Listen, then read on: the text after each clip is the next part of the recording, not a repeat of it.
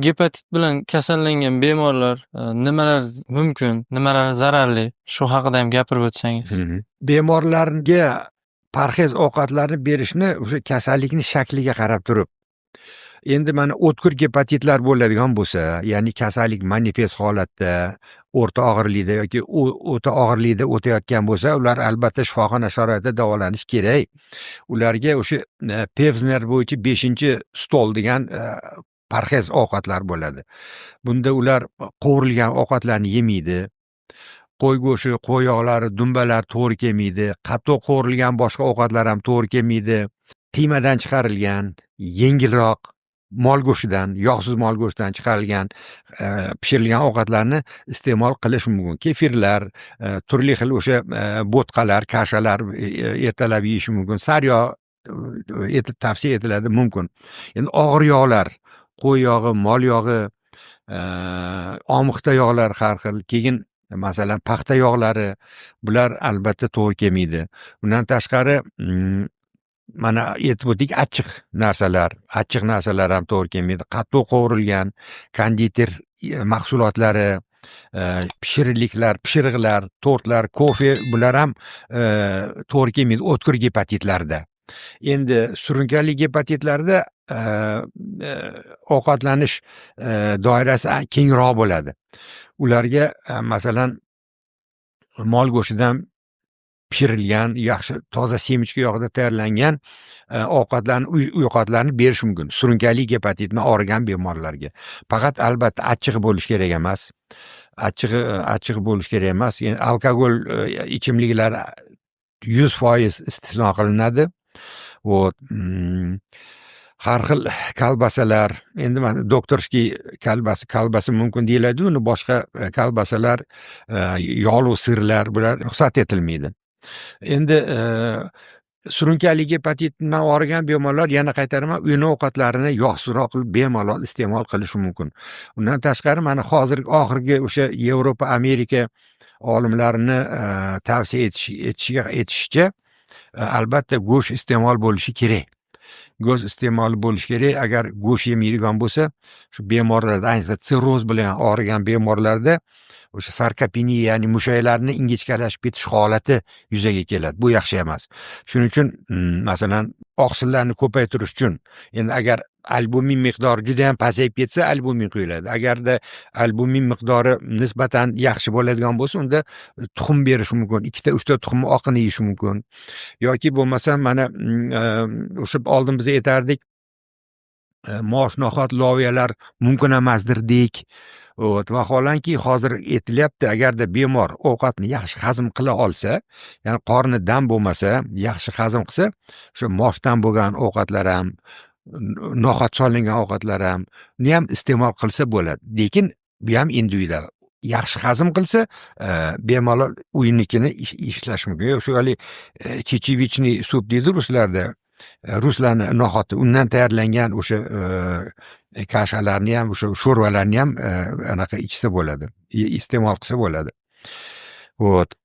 Endi yana nima gaplasak, ko'proq endi mana kasal mayli qaysi gepatit bo'lishidan qat'iy nazar, ko'proq shu oqsil, uglevod, yog'larni kamroq yegani ma'qul. Yog'larni o'sha yaxshi tez hazm bo'lgan, ya'ni yengil emulgatsiya bo'ladigan sariyog'ga o'xshagan sariyog'larni yeyishi mumkin. Endi ko'proq mayli o'tkir gepatit bo'ladimi, unaqa surunkali bo'ladimi, sirroz bo'ladimi, ko'proq nima deydi, ko'katlar. Endi mana hozir oxirgi yillarda aytdik, o'sha jigarni yog' bosish kasalligi ko'payib ketyapti. Bizada vitamin D miqdori kasallarimiz juda kam, chunki bizada kam iste'mol qilinadi vitamin D. Undan tashqari baliq mahsulotlari bizada nisbatan kam iste'mol qilinadi. Tavsiya etiladi o'sha O'rta Yer dengizi mamlakatlari ovqatlari. Ya'ni taxminan bir tarelka ovqat desa, shunda taxminan yarmi ko'katlardan iborat bo'lgan bo'lishi kerak-da. Qolgani oqsil, uglevod boshqalardan iborat bo'lsa to'g'ri bo'ladi. Shuning uchun ko'katlarni ham yeb turish albatta kerak. Endi gepatit deganimizda bu parhezni o'tkir gepatit Bda masalan yoki Cda uni 1 yilgacha parhez qilib yursa yaxshi. Gepatit Ada 3 oygacha ham parhez yetarli bo'ladi, 3 oygacha. Endi surunkali gepatitni ham og'rib turganlar, sirrozlar endi ular aytdik uni uzoq muddat o'sha hayoti davrida yengilroq ovqat yurgan ma'qul bo'ladi, dietada bo'lish kerak. Necha oyda qayta shifokor ko'rigidan o'tib turish kerak bo'ladi bemorlar? Endi shifoxonadan chiqayotgan bemor ahvoliga qarab tekshiriladi. Agarda bemor o'tkir gepatit bilan B bo'ladimi, C bo'ladimi, mayli A'si bo'ladimi, chiqayotganda agar fermenti balandroq, ya'ni normaga kelmasdan bemor chiqarilgan bo'lsa, unda 10 kundan keyin bitta bemorni chaqirib yana bitta tekshiruv o'tkazish kerak, fermentlarni tekshirish kerak.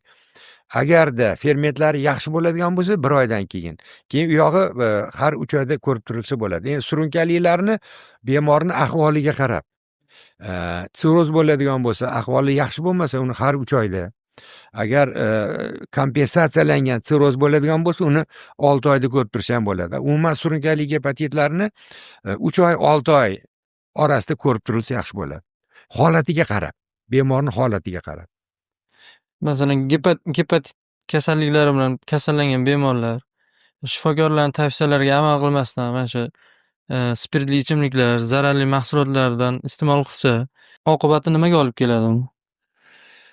Albatta, endi agar parhezga e'tibor qilinmasa, uni ustiga yana spirtli ichimliklar ichadigan bo'lsa, bu jigar sirroziga olib boradi. Bu yerda agar masalan A gepatiti o'tkazdi, lekin spirtni ichadi. U A virusini o'zi sirrozga olib bormasa ham, lekin ichayotgan spirtli ichimligi sirrozga olib boradi. Masalan, agar 5 yil mobaynida agar bemor har kuni 200 gram, 250 gramdan o'sha spirtli ichimlik, vodka ichadigan bo'ladigan bo'lsa, bunda bunaqa bemorda alkogol bilan bog'liq bo'lgan jigar sirrozini rivojlanishi juda katta, xavfi juda ham katta. Shuning uchun buni kasallar tushunish kerak. Kasallarga umuman mumkin emas. Chunki jigarda o'zida virusi bor. Bitta virus yo'q, ikkita virusi bor. Uni ustiga jigar yog' bosgan bo'lsa, u ikkinchi omil bo'ldi. Uni ustiga yana spirt ichadigan bo'lsa, 3 ta omil bo'ldi. Shuning natijasida jigar nima deydi, chiday olmaydi. Lekin jigar shunaqa organki, masalan, sog'lom odam masalan, xudo ko'rmasin, travma bo'ldi, avariya bo'ldi, jigarini 3 dan 2 qismini olib tashlasa agar, sog'lom jigar 3 dan 2 qismini olib tashlasa, qolgan 1 qismidan bemor bemalol yashayveradi. Shuning uchun mana hozir transplantologiya juda ham rivojlanyapti, xabarlar bor. Jigarni alishtirib, ko'chirib o'tkazish juda rivojlanib boryapti. Shu bemorga sirroz bo'lib o'sha dekompensatsiya, ya'ni u jigar o'zi ishini bajara olmay qolgan paytda jigar alishtirilyapti-da. Mana Toshkentda ham boshlandi bu, ko'proq Hindistonga ham borishadi kasallar. Shu donorni jigarini yo 40% ni, yo 50% ni, yo 60% ni olib bemorga qo'yishadi. Ana shu jigar 3 oy, 6 oyning ichida to'liq o'zini hajmini egallab oladi. Ya'ni bergan odamda ham jigar tiklanadi, olgan resipiyentda ham jigar to'liq tiklanadi. Ya'ni har bitta jigar hujayrasida shu jigarni hajmi, og'irligi, tuzilishi to'g'risida informatsiya, xabar bor. Ana shu har bir hujayralar keyin sekin aslida bo'lina boshlaydi-da, o'sha jigar o'zini og'irligiga yetib olguncha ular tez ko'payib, keyin bo'linishdan to'xtaydi. Shuning uchun bemorlarning jigari o'sha 6 oylardan keyin o'zini to'liq holatiga keladi. Endi agarda omillar ko'payib ketsa, jigarga yomon ta'sir qiladigan. Unda albatta jigar buni holatni ko'tara olmaydi. Subkompensatsiya deydi, keyin dekompensatsiya deydi. Shuning natijasida bemor vafot etib qolishi mumkin.